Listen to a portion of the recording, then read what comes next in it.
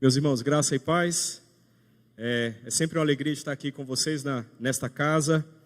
E, claro, eu gostaria de repetir a minha palavra de agradecimento ao Conselho da Igreja, que me deu o privilégio, de estar aqui nos 73 anos de aniversário.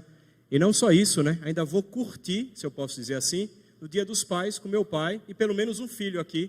Então, muito obrigado pelo carinho da igreja de poder trazer o Zotinha. Ele não veio porque ele está brincando, está aprendendo inglês com os primos dele. Está lá com a Mimi e o Petro, filhos da Luciana.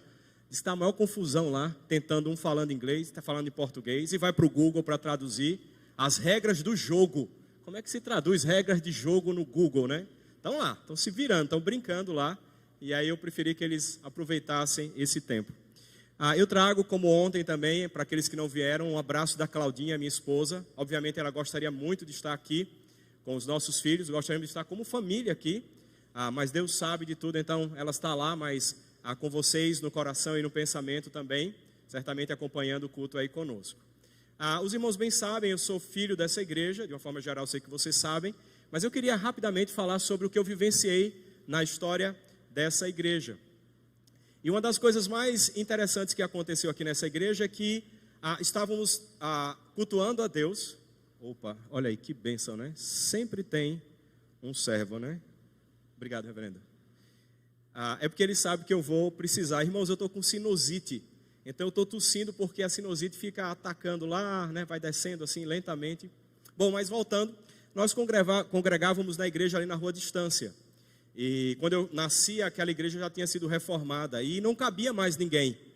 Então, eu lembro que o conselho da igreja começou a orar e a pedir a Deus um lugar que fosse próximo. E Deus mostrou esse terreno aqui. E nesse terreno tinha apenas uma casinha aqui no meio. E a igreja então começou a participar desse processo de construção, de derrubar a casinha. E aí um arquiteto foi chamado, filho do reverendo João Campos, se eu não me engano, o Márcio Campos. E aí, então, mas naquele projeto todo inicial, o conselho tinha uma ideia na cabeça, de tantos membros, queria uma igreja para tantos membros. E naquela ocasião, então, meu pai ligou, como todo mundo tem seu conselheiro, meu pai tinha um conselheiro dele, que era o reverendo Paulo Freire de Araújo, irmão da minha tia Herta, que está aqui, minha tia-avó. Liga para ele, então, olha, estou pensando, tem um projeto maravilhoso e etc. E aí ele falou, tantos membros. Aí o reverendo Paulo Freire de Araújo falou, não. Você não vai construir uma igreja com esse número de membros, você tem que pensar algo maior. Pensa assim, 400 membros e tudo, etc. E aí nasceu então, junto aqui com o conselho, a ideia de construir essa igreja no formato de A, uma letra A. Então foi construído o templo e depois precisou ser ampliado. Bom, tio Paulo tinha razão. Deus faria coisas grandiosas e a gente não sabia. E nós crescemos como igreja. E talvez um dos momentos mais especiais, o reverendo estava aqui falando sobre os nomes, etc. E teve um momento especial aqui na igreja, já aqui, onde a igreja deu uma virada pela graça de Deus, começou a se envolver com missões. E Deus fez, por assim dizer, um pequeno avivamento nesse processo todo. E ali, naquele momento, de forma especial, tínhamos ali então, meu pai era pastor e meu irmão também, o reverendo Ricardo, que o pastor citou agora à noite aqui. E Deus, então, a partir dali, foi ampliando de maneira assustadora, não pelos pastores, mas pela sua graça, pela sua bondade, porque Ele queria juntar mais pessoas aqui nesse lugar. E hoje nós somos essa quantidade de pessoas, essa quantidade de cadeiras, de espaço. Isso é fruto da graça de Deus e de pessoas que Deus ilumina para que tenham visão sobre isso. Então, eu lembro, então, para terminar aqui rapidamente, essa não é a introdução do sermão, mas eu lembro, irmãos, de cada sapata que foi botado aqui nesse templo para levantar essa estrutura. Irmãos, eu tinha 12 anos, eu cabia dentro da sapata, a sapata ficava nessa altura. Era uma coisa absurda, estrondosa, a quantidade de concreto aqui. Sem contar a quantidade de vezes que eu furei o meu pé com prego, de ficar com a tábua presa no pé, porque era cheio de prego, eu me arrebentava sempre por aqui. E ver hoje vocês reunidos aqui, para mim é uma alegria imensa. Eu pude testemunhar o início da construção. E hoje ver como Deus tem conduzido a igreja é algo realmente de encher o nosso coração e de nos trazer profunda gratidão. Eu tenho amigos aqui que Deus me deu, não só irmãos, mas amigos que o Senhor me deu aqui, que são amigos para o resto da vida. Eu posso passar 5 anos sem vir aqui, mas se a gente sentar, a gente vai ter papo aí para a noite inteira, porque Deus faz dessa forma. Então eu quero agradecer de forma especial não só a Deus por isso, mas agradecer pela disposição do conselho de poder, obviamente, não só servir a igreja, mas servir a nossa família, né? A minha família, o meu pai, etc. Isso é um privilégio enorme. Eu quero agradecer de coração por esse carinho, e é tudo para a glória de Deus, certamente. Irmãos, eu queria convidar vocês a abrirem a palavra de Deus no livro de Gênesis, no capítulo 3. E nós vamos dar sequência àquilo que iniciamos ontem, falando a respeito da santidade de Deus. Falamos ontem sobre os princípios fundamentais da santidade de Deus. E hoje nós seguiremos aqui em Gênesis 3, também para falarmos ainda sobre santidade. Gênesis capítulo 3, nós vamos ler, a partir do verso 1, vamos ler todo o capítulo. Eu queria convidar os irmãos a se colocarem de pé e acompanharem a leitura do texto sagrado, Gênesis capítulo 3, a partir do verso 1 até o verso 24. Diz assim a palavra do Senhor: Mas a serpente, mais sagaz que todos os animais selváticos que o Senhor Deus tinha feito, disse à mulher: É assim que Deus disse: Não comereis de toda a árvore do jardim? Respondeu-lhe a mulher: Do fruto das árvores do jardim podemos comer, mas do fruto da árvore que está no meio do jardim, disse Deus: Dele não comereis, nem tocareis nele, para que não morrais. Então a serpente disse à mulher: É certo que não morrereis, porque Deus sabe que no dia em que dele comerdes, se vos abrirão os olhos, e como Deus, sereis conhecedores do bem e do mal. Vendo a mulher que a árvore era boa para se comer, agradável aos olhos e árvore desejável para dar entendimento, tomou-lhe do fruto e comeu, e deu também ao marido, e ele comeu. Abriram-se então os olhos de ambos, e percebendo que estavam nus, coseram folhas de figueira e fizeram cintas para si. Quando ouviram a voz do Senhor Deus, que andava no jardim pela viração do dia, esconderam-se da presença do Senhor Deus, o homem e sua mulher, por entre as árvores do jardim. E chamou o Senhor Deus ao homem e lhe perguntou: Onde estás? Ele respondeu: Ouvi a tua voz no jardim, porque estava nu, tive medo e me escondi. Perguntou-lhe Deus: Quem te fez saber que estavas nu? Comeste da árvore de que te ordenei que não comesses? Então disse o homem: A mulher que me deste por esposa, ela me deu da árvore e eu comi. Disse o Senhor Deus à mulher: Que é isso que fizeste? Respondeu a mulher: A serpente me enganou e eu comi. Então o Senhor Deus disse à serpente: Visto que fizeste, maldita és entre todos os animais domésticos, e o és entre todos os animais selváticos. Rastejarás sobre o teu ventre e comerás pó todos os dias da tua vida. Porém, inimizade entre ti e a mulher, entre a tua descendência e o seu descendente. Este te ferirá a cabeça, e tu lhe ferirás o calcanhar. E a mulher disse: Multiplicarei sobremodo os sofrimentos da tua gravidez, em meio de dores darás à luz filhos. O teu desejo será para o teu marido, e ele te governará. E a Adão disse: Visto que atendeste à voz de tua mulher, e comeste da árvore que eu te ordenara não comesses, maldita é a terra por tua causa. Em fadigas obterás dela o sustento durante os dias de tua vida. Ela produzirá também cardos e abrolhos, e tu comerás a erva do campo. No suor do rosto comerás o teu pão, até que tornes a terra, pois dela foste formado, porque tu és pó, e ao pó tornarás. E deu o homem o nome de Eva, a sua mulher, por ser a mãe de todos os seres humanos. Fez o Senhor Deus vestimenta de peles para Adão e sua mulher, e os vestiu. Então disse o Senhor Deus: Eis que o homem se tornou como um de nós, conhecedor do bem e do mal. Assim que não estenda a mão, e tome também da árvore da vida e coma, e viva eternamente. O Senhor Deus, por isso, o lançou fora do jardim do Éden, a fim de lavrar a terra de que fora tomado. E expulso o homem, colocou querubins ao oriente do jardim do Éden, e o refugir de uma espada que se revolvia para guardar o caminho da árvore da vida. Oremos mais uma vez, irmãos. Senhor nosso Deus, nós queremos te agradecer pelo privilégio que o Senhor nos dá de termos a tua palavra disponível em nossa língua, em várias versões, e podemos ler a hora que nós quisermos. O governo brasileiro não nos proíbe, nós podemos pregar o evangelho em vários lugares. Ó Pai, muito obrigado porque o Senhor nos permite que nesse momento do culto nós possamos ler a tua revelação desse Deus pessoal, desse Deus que não é distante, desse Deus que fala conosco, que ouve que busca diariamente a cada um de nós para sermos não só filhos e servos, mas sermos amigos teus.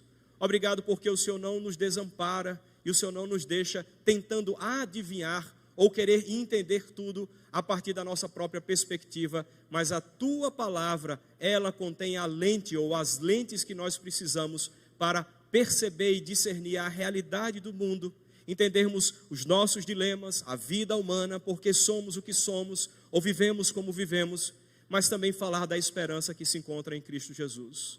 Ó Pai, muito obrigado mais uma vez pela tua palavra.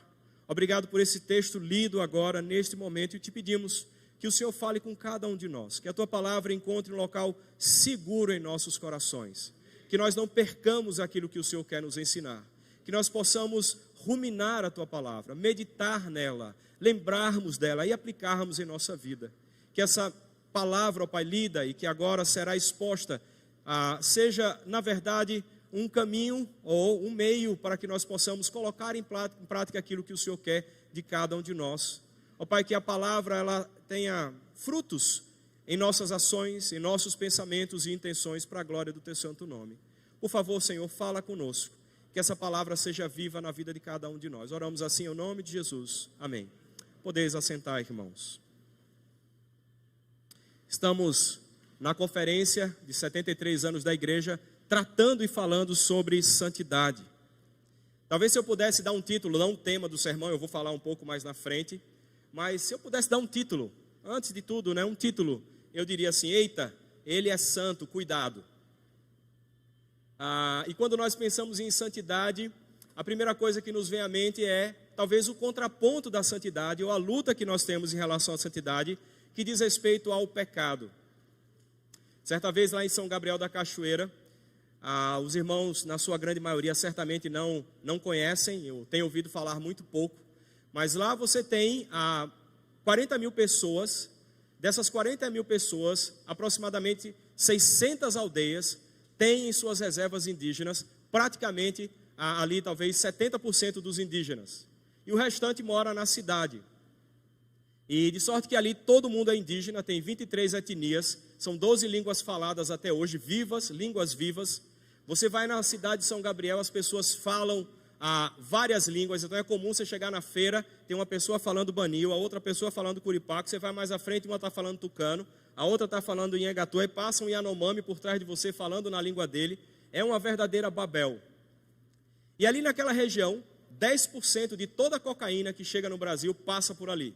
Então o exército brasileiro é uma força naquele lugar e nos ajuda como nação a proteger a nossa fronteira dos narcotraficantes. O próprio garimpo ali naquela região é relacionada com o narcotráfico. Então o garimpeiro pega o ouro e entrega por narcotráfico. O narcotráfico então entrega pasta de cocaína para os garimpeiros e com aquele ouro ele vai comprar armas. Então é um local extremamente pesado. E o ponto central é que os narcotraficantes eles podem contar com os indígenas de uma forma geral. Então é muito comum você ter na igreja lá, a igreja evangélica indígena, que hoje é a igreja presbiteriana da Aliança, irmãos nossos em Cristo, que foram resgatados, que eram guerrilheiros, alguns garimpeiros também. E uma das coisas que chama mais atenção ali na região é a falta de consciência do que é a lei e do que é certo e errado. De uma forma geral, no contexto indígena ali do Alto Rio Negro, ali em São Gabriel da Cachoeira, os indígenas entendem que aquilo que é bom para ele é certo e aquilo que é ruim é errado. Então, o ponto todo está nessa perspectiva um tanto mais pragmática ou utilitária das coisas. O que importa não é que seja certo ou errado, mas o que é bom para mim que vai nortear a minha vida e vai determinar o que é certo e errado. Então, nessa perspectiva, narcotraficantes sempre contratam indígenas para trabalharem com eles. Às vezes de tempo integral, às vezes como parte realmente da guerrilha, ou simplesmente para levar uma droga para aqui ou para ali. Certa vez, então, desceu uma canoa ali na região e a Polícia Federal recebeu, como a gente diz aqui em Aracaju, o bizu de que tinha uma canoa descendo com tantos indígenas de tal aldeia e que tinha no fundo da sua canoa coberta com breu. Então, os da antiga sabem o que é breu, né? Aquela resina de árvore, né? Que você pode derreter para... Antigamente era muito comum, mas entre o indígena ainda é, de você fechar a canoa para que não entre água. E aí, então, quando aquela canoa aportou no porto da cidade, que fica a 22 quilômetros da sede do município, E aí então a Polícia Federal já estava lá esperando, já sabia quem eram as pessoas, e aí abordaram aqueles indígenas, e aí foram direto no piso da canoa, quebraram e tiraram ali alguns pacotes de cocaína. E o indígena então dizia para ele: mas essa droga não é minha, foi um rapaz que pediu para eu trazer, ele me pagou algum dinheiro, mas não é minha. O senhor cometeu um crime federal, e o senhor está sendo levado, preso, porque o senhor transportou drogas, isso é tráfico de drogas, e você não pode fazer isso. Não, mas eu não sabia, mas não é minha essa droga, e etc. O fato é que, a despeito daqueles indígenas saberem ou não saberem que aquilo que eles estavam fazendo era errado, o que aconteceu é que eles foram detidos pela polícia e foram presos ali em São Gabriel da Cachoeira. Quando a gente pensa em santidade, esse aspecto é muito curioso. A despeito do que nós achamos ou não achamos no que diz respeito à santidade de Deus, e obviamente de forma prática aquilo que nós podemos ou não podemos fazer, o fato é que, a despeito de qualquer coisa, qualquer percepção nossa, o fato é que Deus tem um padrão, e nós falamos sobre isso ontem, um padrão de moralidade. Mas eu queria ampliar essa nossa caminhada, não falando simplesmente sobre os princípios da santidade, os princípios fundamentais, mas a respeito de verdades no que diz respeito para uma vida em santidade. Se eu pudesse dizer, então, ontem nós fomos colocados diante do assunto de santidade, e hoje nós precisamos ampliar no que diz respeito à nossa vida e à nossa caminhada com Deus, para percebermos de fato como é que essas coisas acontecem. Ou seja, Deus ordena para mim e para você que nós sejamos santos. Deus diz que essa é a vontade dEle, e eu sei que nós vivemos brigando com Deus, orando a Deus, querendo saber qual é a vontade dEle. Se compro uma bicicleta ou se caso, né? Se eu vou para aquele trabalho ou eu saio daquele emprego. O fato é que você não vai encontrar essa resposta na Bíblia, mas existe algo universal da perspectiva de Deus com o seu povo, que Ele exige de mim e de você, e a vontade dEle é clara, que nós sejamos santos. E eu queria então aqui nessa noite falar exatamente sobre as verdades a respeito de uma vida de santidade. Quais são as verdades que esse texto fala para mim e para você, que nos conduz ou nos ajuda na condução numa vida de santidade? Eu poderia dizer também que o tema do sermão poderia ser alertas no que diz respeito à vida de santidade, alertas para uma vida de santidade. Mas eu creio que seja melhor, de fato, falarmos sobre verdades sobre a vida em santidade. Porque eu sei, irmãos, que nós queremos lá no fundo servir a Deus com fidelidade. Queremos viver uma vida santa, mas temos embates diários, internos e externos, no nosso trabalho, nos compromissos que temos com as instituições que fazemos parte, e muitas vezes nos encontramos rendidos, porque aquilo que eles querem fazer não é exatamente o que Deus quer que nós façamos, mas você faz parte de uma instituição, e como lidar com isso? A primeira verdade que nos ajuda nessa caminhada de santidade, e que a gente pode encontrar aí numa série de versículos, eu quero ler rapidamente os versículos 7 em diante, mas a primeira verdade que a gente encontra nesse texto, prestem bem atenção nisso, irmãos. Deus, Ele não explica as consequências do pecado em detalhes. Deus, Ele não explica as consequências dos nossos pecados em detalhes. Na busca da vida de santidade, a gente fica querendo entender as coisas, e Deus necessariamente Ele age no padrão daquilo que a gente pensa que seria o ideal. Nós lemos ontem aquela passagem que fala sobre a árvore do conhecimento do bem e do mal. Deus deu uma ordem: não coma, porque você comer, você vai morrer. Ele não disse nenhum detalhe de como seria isso. Ele não saiu explicando absolutamente nada. Baseado na sua autoridade, Ele disse: não faça isso. E quando a gente vê aqui a partir do versículo 7, depois que os homens, ou o homem e a mulher,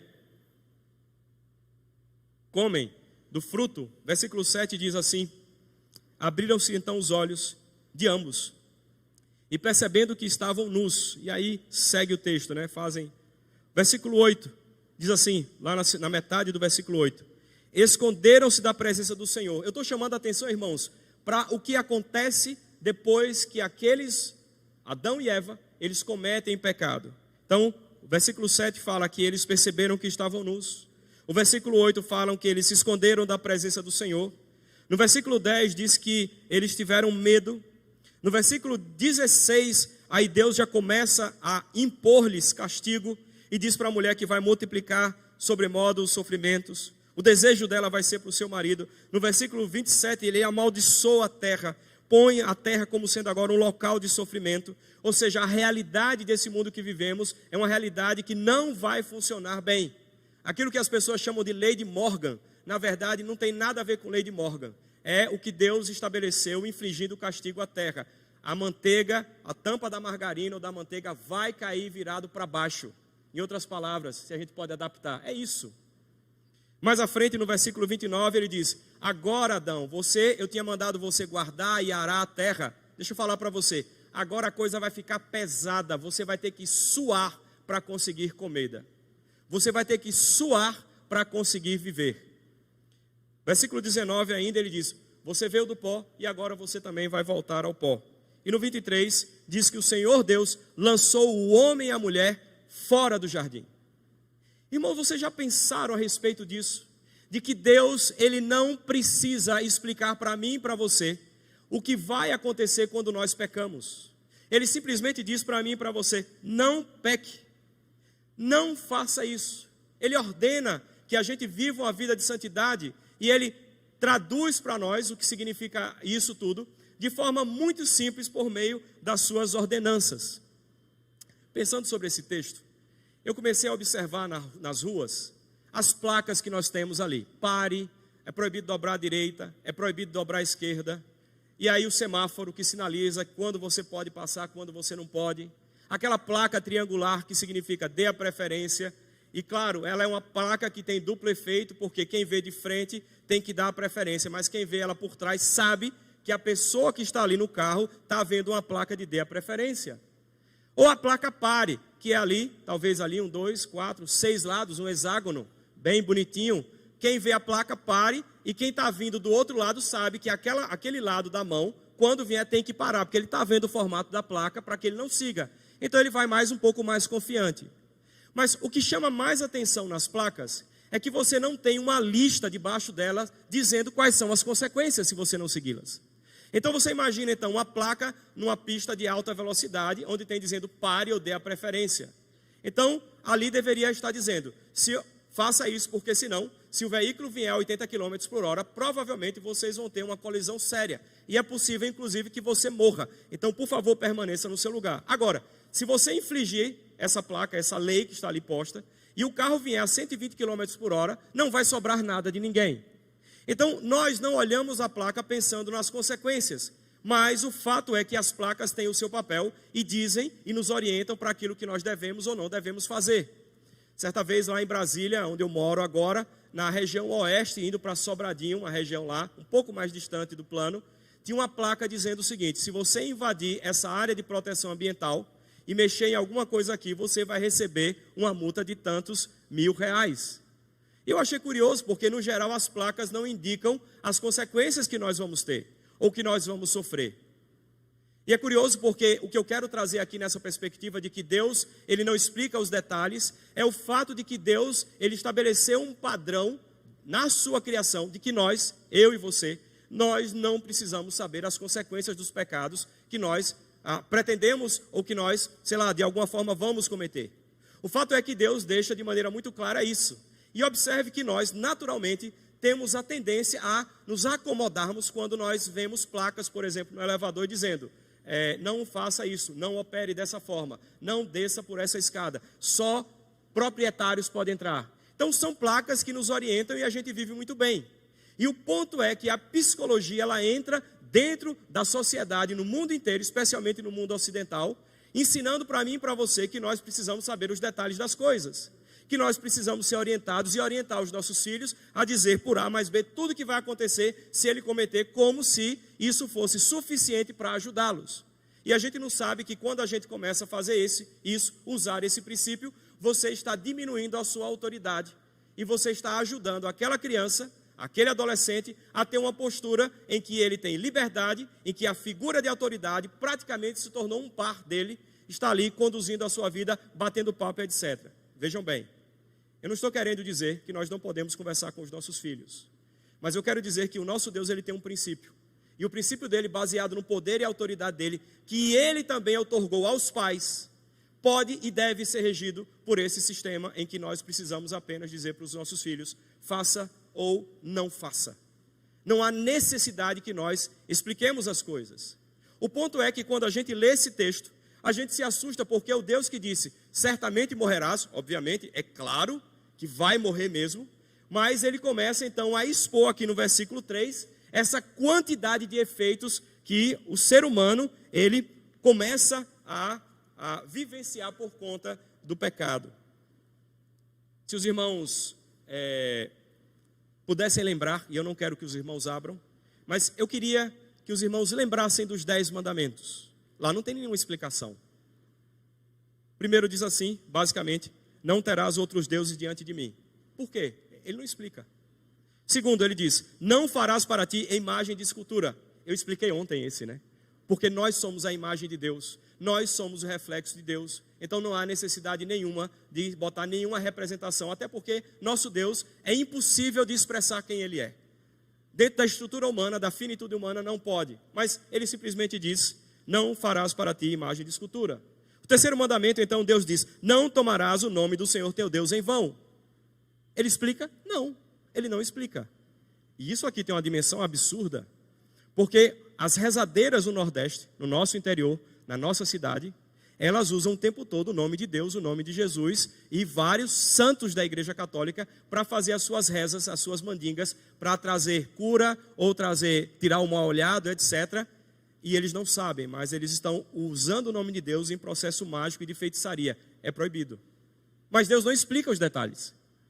Seguindo aí, no quarto mandamento, Deus diz, lembra-te do dia do sábado para o santificar. Ele explica? Não. Ele só diz, pare um dia. Ele não diz muitos detalhes, mas ele diz, pare. O quinto mandamento diz, honra o teu pai e a tua mãe para que se prolongue os seus dias na terra. Olha, tem uma promessinha aqui, uma bênção.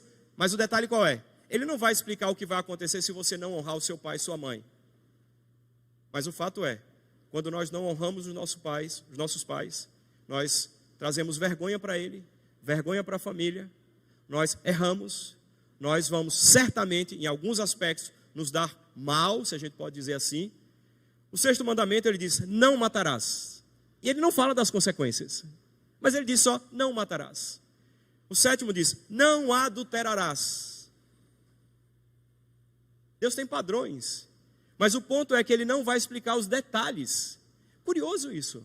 Deus poderia falar, olha, senta aqui meu filho, eu vou explicar aqui. Moisés, pegue aí mais tinta, mais papiro aí, nós vamos escrever aqui, o negócio vai rodar em uns 50 dias. Só nesses 10 mandamentos para explicar cada um deles. Ele não faz isso. O oitavo mandamento diz, não furtarás, não roube, não tire do outro. Ele não explica as consequências disso. Aí o nono mandamento diz, não dirás falso testemunho contra o teu próximo. Opa! Por que eu não posso? E aí, por fim, ele traz o último mandamento que diz, não cobiçarás. Que é o único mandamento, eu citei ontem rapidamente sobre isso, a ideia de que é o único mandamento que você não consegue ver que se os outros estão cumprindo ou não, né? Porque não aparece. A cobiça é dentro. Ou seja, há uma perspectiva no último mandamento que talvez cubra todos os mandamentos, de que tudo isso, se você tiver intenções erradas, você está pecando contra Deus. Deus, ele não explica os detalhes. Quando eu fiz a faculdade, a Universidade Federal de Sergipe, no curso de Ciências Biológicas, eu fui instruído e formado na didática, você que é professor, você vai saber disso, eu sei que você sabe. A minha escola de formação na área de didática, ensino e prática de ensino foi Piaget, Vygotsky e Paulo Freire.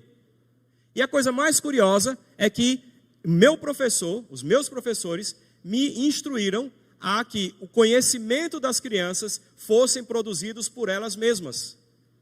Onde você não precisa explicar normas, leis e nada, você apresenta temas, você apresenta conteúdo, e aí então deixa que a criança ela mesma desenvolva isso.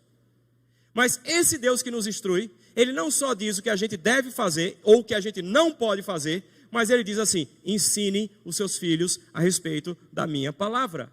Ou seja, Deus está dizendo, para mim e para você, que se alguém não nos ensinar, quando criança, nós não saberemos como fazer. Mas o fato é que toda a estrutura educacional nossa, toda a mentalidade do nosso país, caminha na perspectiva de que nós precisamos decidir algo, mas precisamos comunicar de forma detalhada por que nós fazemos isso. Irmãos, vamos ser sinceros aqui uma coisa. Na hora que vocês escolhem o conselho da igreja, vocês estão, como povo de Deus, dizendo, vocês são nossos representantes. E o que eles decidem, irmãos, se estiver baseado na Escritura Sagrada, fundamentado nos princípios bíblicos, podem ficar tranquilos, porque eles foram homens separados, escolhidos por Deus, para dirigir a igreja. Então, quando nós pensamos sobre as decisões que um conselho, por exemplo, toma, a ideia é o seguinte, fique tranquilo. Não fique se questionando e perguntando simplesmente à toa, porque você quer entender tudo. Eu sei que alguns irmãos têm a necessidade, por questões cognitivas, de entender os processos.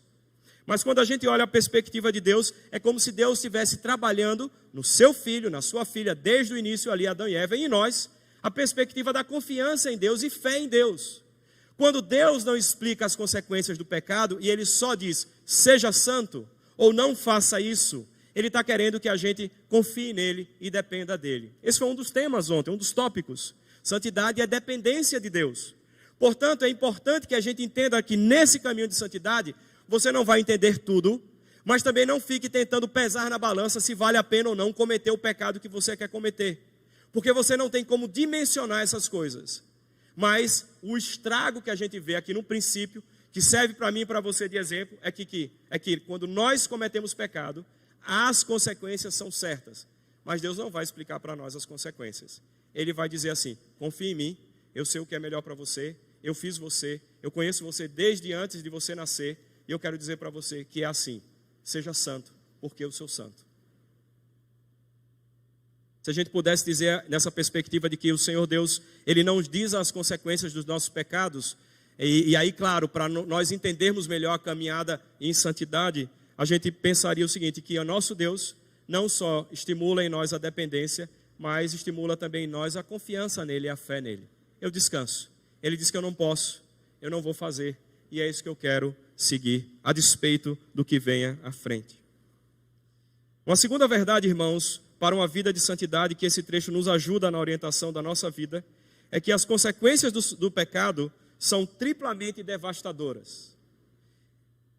As consequências dos pecados que nós cometemos, eles são triplamente devastadoras.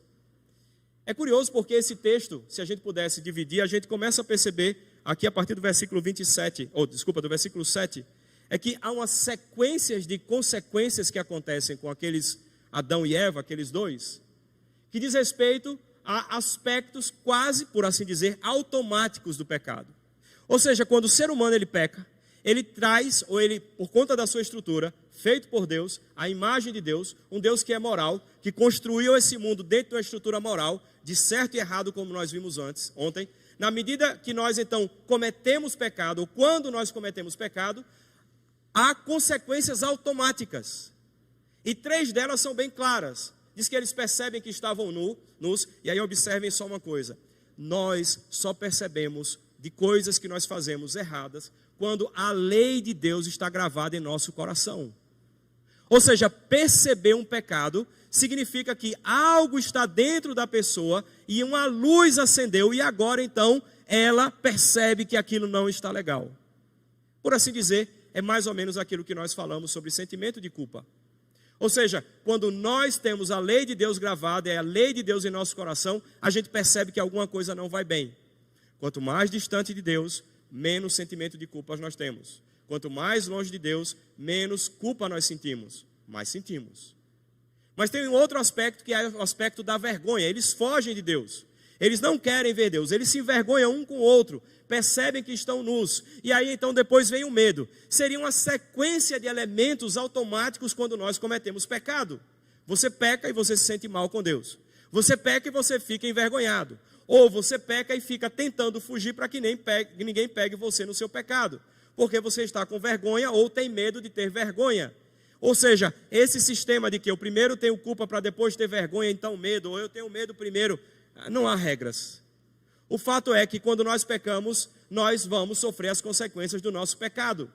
E é curioso porque algumas pessoas, inclusive, deixam de vir à igreja por causa dos pecados que eles cometem. E muitas vezes até compungidos, irmãos, pelo Espírito de Deus, reconhecendo que são pecadores, mas chega na porta e fala: quem está ali na frente é mais santo do que eu não sou digno de estar aqui. Opa, deixa eu falar uma coisa para você. Ninguém é digno de estar diante de Deus. Ninguém merece estar diante de Deus. Estamos aqui, você e eu, nós todos, aqui, o que nos divide é só uma questão funcional. Mas, na essência, eu e você somos iguais, somos pecadores. Você tem luta contra o pecado, eu também tenho. Você tem luta em determinadas áreas que eu também tenho. Não há diferença, o ponto todo é funcional.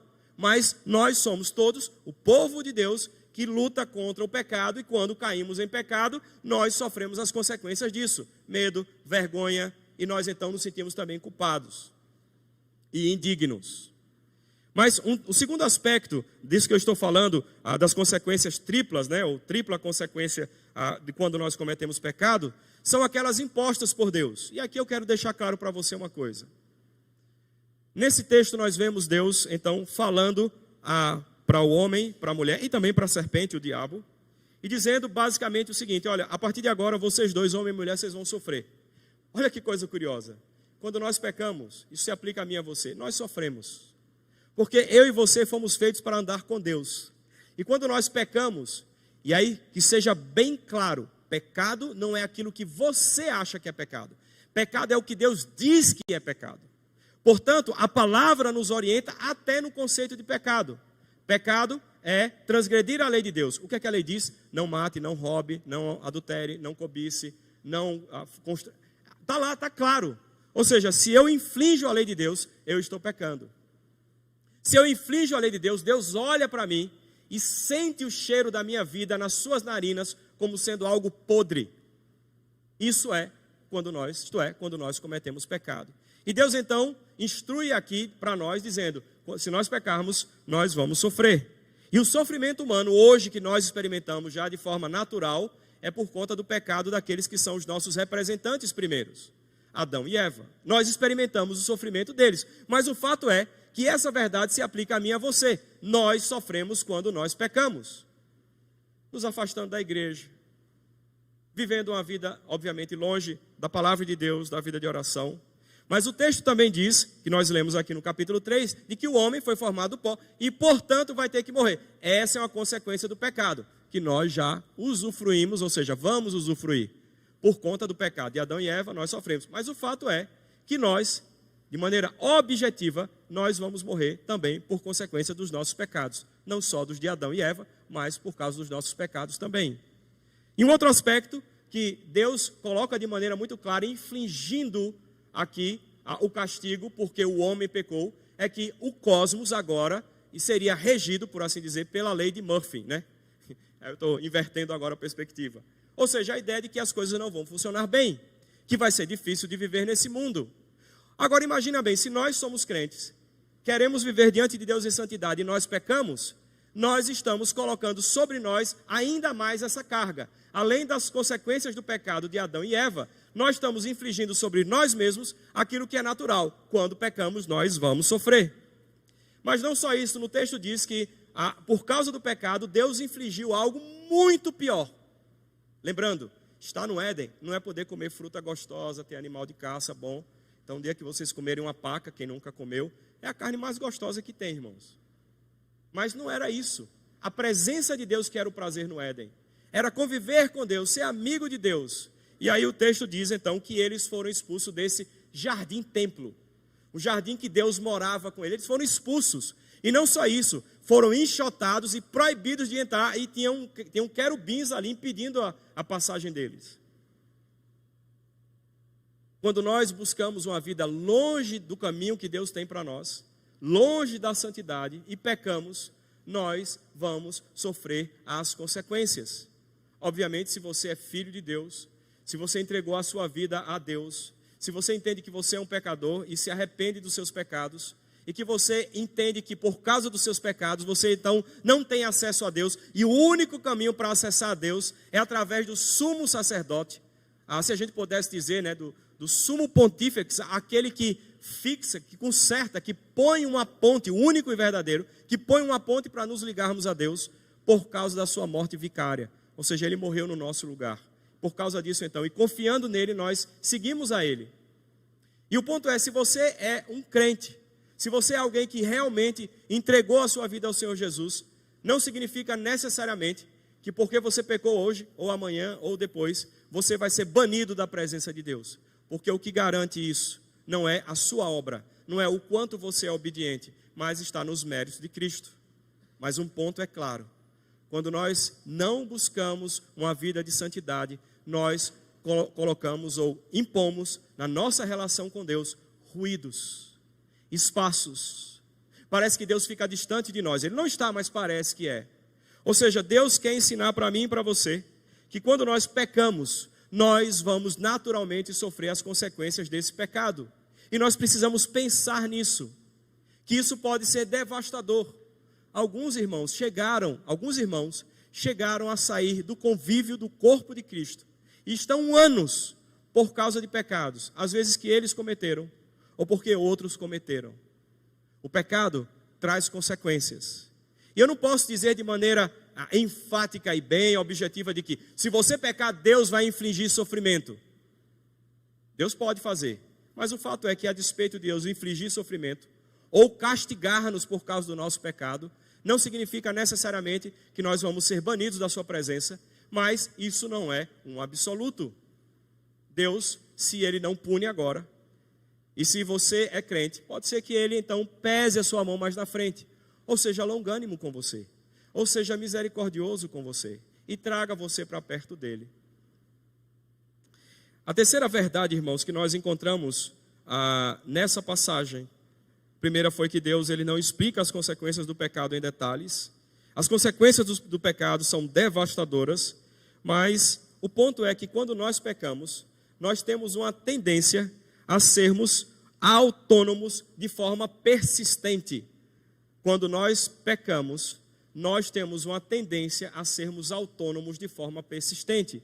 Nós ontem falamos sobre a autonomia como sendo o pecado.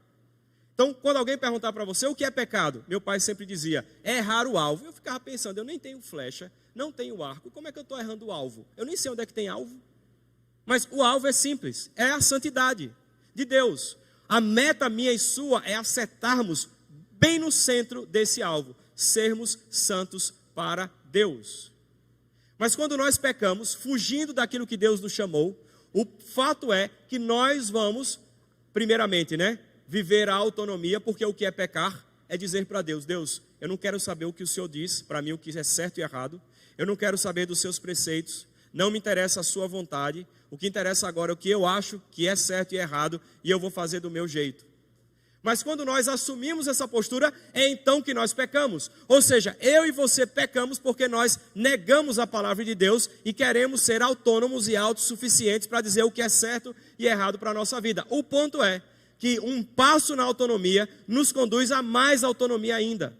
O texto diz que esse homem e essa mulher, depois que pecaram, e ali era uma expressão clara do pecado inicial, meu e seu, que é orgulho, obviamente, querer ser o centro de tudo, querer ser igual a Deus ou substituir a Deus. O ponto é que eles, quando se viram naquela situação de pecado, o que é que eles fizeram?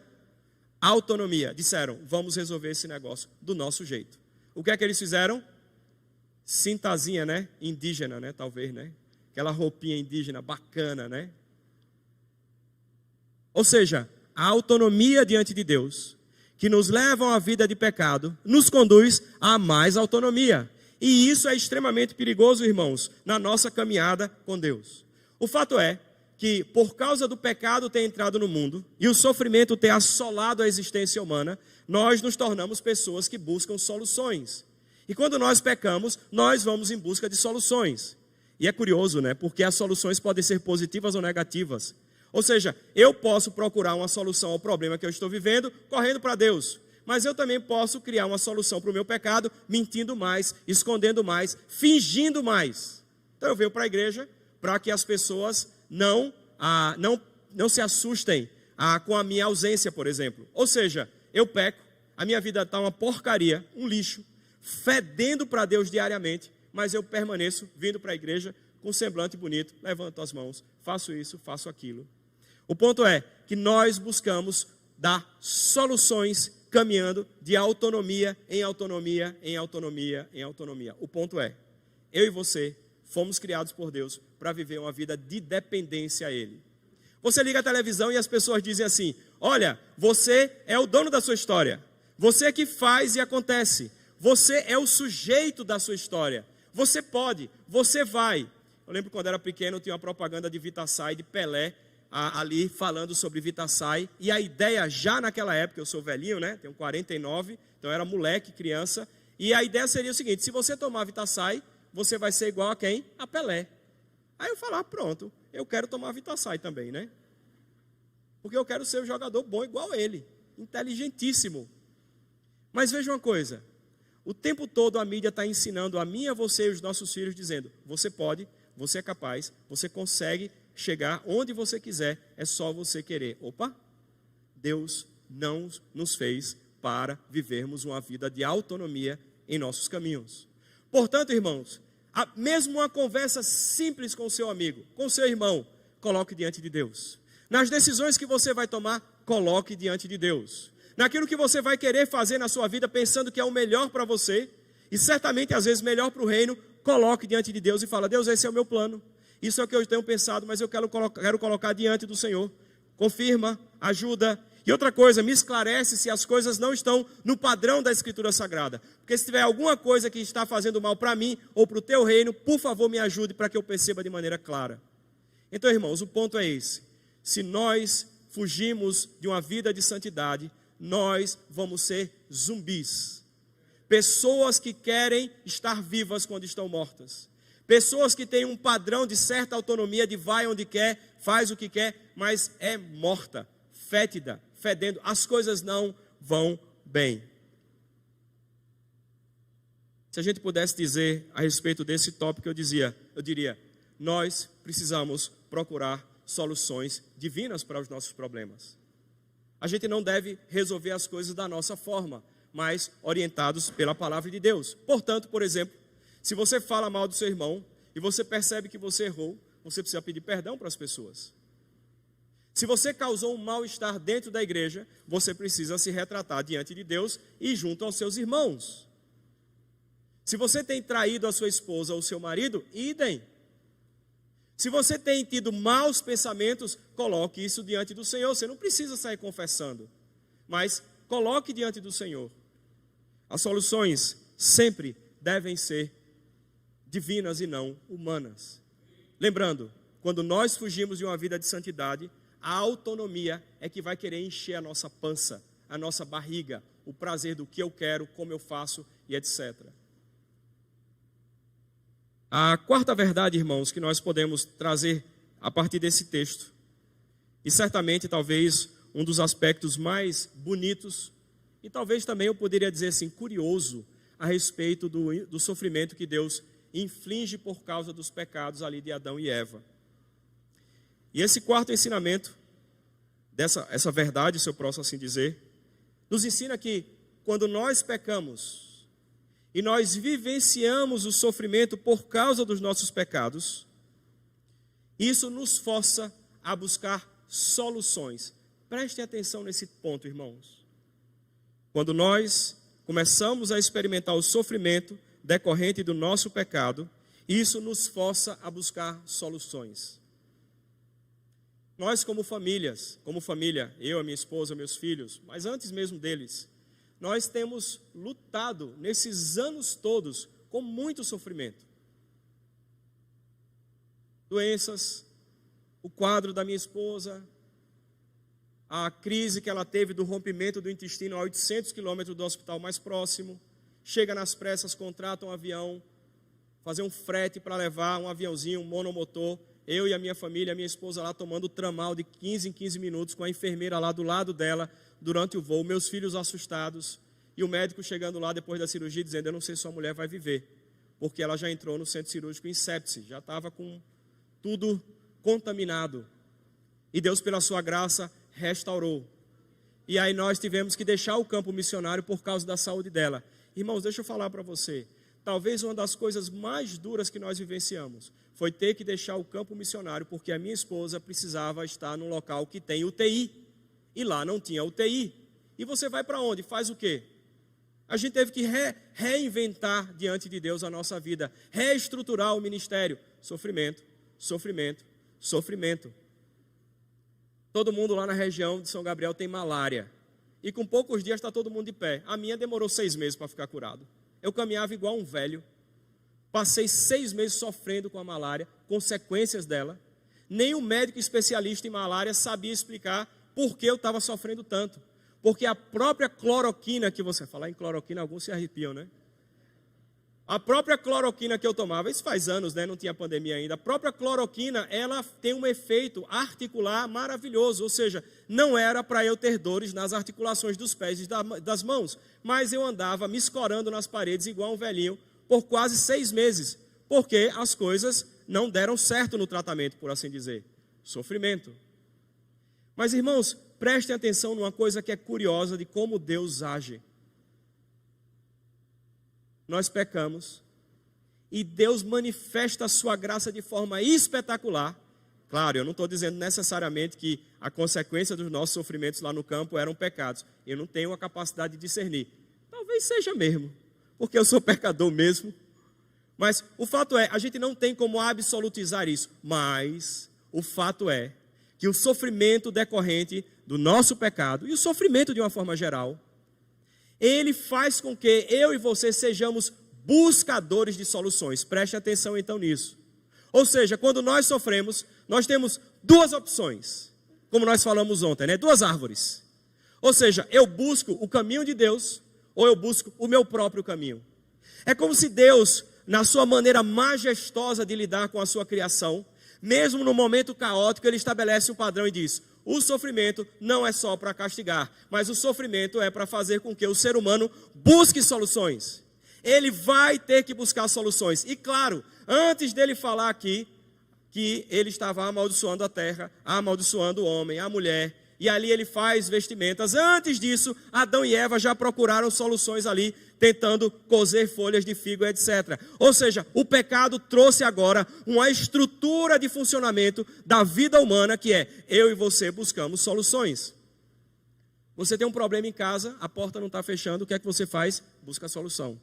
Aí você, o seu filho está com problema e você tenta resolver aquilo, o que é que você está fazendo? Buscando solução. Ou seja, o tempo todo você busca soluções. O ponto é, irmãos, que o sofrimento na vida humana é a expressão da graça de Deus para nos empurrar numa busca de soluções. Mas ele diz claro aqui no seu texto, dizendo: Deus fez uma roupa com pele de animal e vestiu o homem e a mulher. O que ele está querendo dizer para mim e para você é que o fato de vivenciarmos o sofrimento por causa do nosso pecado e por causa do pecado de Adão e Eva faz com que eu e você sejamos solucionadores ou pessoas que buscam solução. Mas ele deixa claro nesse texto que ele vai mandar o descendente da mulher, e que ele e nele está a solução para tudo que nós precisamos. Se eu pudesse dizer, irmãos, em outras palavras, é que o sofrimento imposto por Deus à humanidade e que também nós vivenciamos por causa dos nossos pecados, é um empurrão de Deus, que Deus nos coloca numa santa armadilha, ou numa sinuca de bico, para que a gente busque soluções. E o ponto central disso é, onde nós estamos buscando a solução para os nossos problemas. Deus diz, eu sou a solução. Se eu pudesse dizer de uma forma mais teológica, eu diria o seguinte, e eu estou virando para os pastores por causa disso, né? Eu diria que o sofrimento, ele é redencionalmente direcionado. Não no sentido de trazer salvação, mas ele faz com que o ser humano procure redenções, soluções. Então toda vez que você ouvir a palavra de redentor ou redenção, redentor o Senhor Jesus, quem é ele? O que trouxe a solução para o nosso problema. Ou seja, Deus tem conduzido a vida do ser humano para buscar soluções. Mas ele diz, eu sou a única solução. Eu gosto demais daquela passagem da mulher samaritana de João 4. E o que aquela mulher está procurando na sua vida é solução para a sua alma, que nunca era satisfeita e nunca era preenchida. Um dos sofrimentos da raça humana impostos por Deus é que Deus colocou a eternidade no seu coração e ele só se satisfaz se estiver junto com Deus. E aquela mulher já estava no seu 6º marido buscando o quê? Solução para os seus problemas. E aí o Senhor Jesus diz assim para ela, de maneira bem simples: é verdade que você já teve 5 maridos e esse sexto que você tem não é seu marido. E eu quero propor a você e revelar-me a você dizendo: eu sou a solução que você precisa para a sua vida. Irmãos, nesse mundo caído, que a gente nunca vai encontrar perfeição, nesse mundo caído que as coisas não vão funcionar bem, que o nosso trabalho nem sempre vai dar certo, que as nossas relações nem sempre serão bonitas, que o nosso casamento vão ter altos e baixos, que a política vai falhar absolutamente. O ponto é, a solução se encontra na pessoa de Jesus Cristo. Quando nós pensamos, irmãos, no sofrimento, nós precisamos ter essa convicção que o sofrimento não é simplesmente uma coisa ruim. É curioso porque Tiago, falando para os crentes que estavam dispersos, ele dizia: fiquem felizes quando vocês passarem por todas as sortes de sofrimento.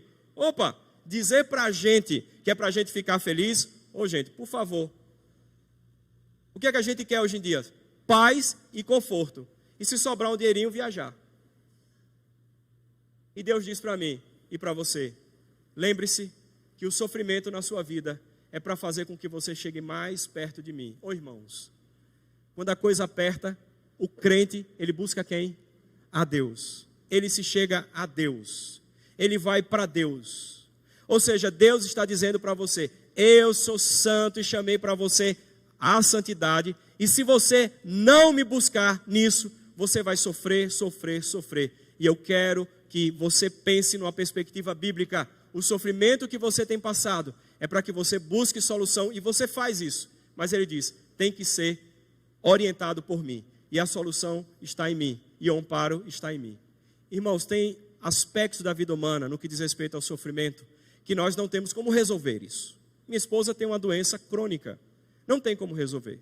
Ela nasceu assim, vai morrer dessa forma, e a vida dela e a saúde dela não é boa, e eu tenho que lidar só com o sofrimento. Ela tem que lidar com o sofrimento. Então, eu não estou dizendo que Deus vai solucionar todos os seus problemas, mas Ele vai dizer o seguinte para mim e para você: é melhor você lidar com o sofrimento, comigo do seu lado, do que do seu jeito e da sua maneira. Quando nós pensamos em santidade, irmãos, o que Deus quer é que a gente fique cada dia mais perto dEle, com sofrimento, sem sofrimento, na alegria ou na doença, na pandemia ou fora da pandemia, empregado ou desempregado. O que Deus quer para mim e para você é que nós vivamos do lado dEle, na certeza de que aquele Deus que proveu vestimentas, Ele vai prover aquilo que nós precisamos na perspectiva dEle, para a glória dEle, para sermos santos como Ele é. Eu fico pensando, que a nossa vida é uma vida que a gente conduz na nossa canoa, como aquele indígena do início do sermão, eu falando sobre os indígenas. E nessa nossa navegação na vida com Deus, até o dia que nós vamos encontrar com Ele e aportar no porto que Ele tem separado, no dia certo para mim e para você, talvez a gente pudesse refletir o seguinte: o que é que nós temos levado em nossa canoa espiritual?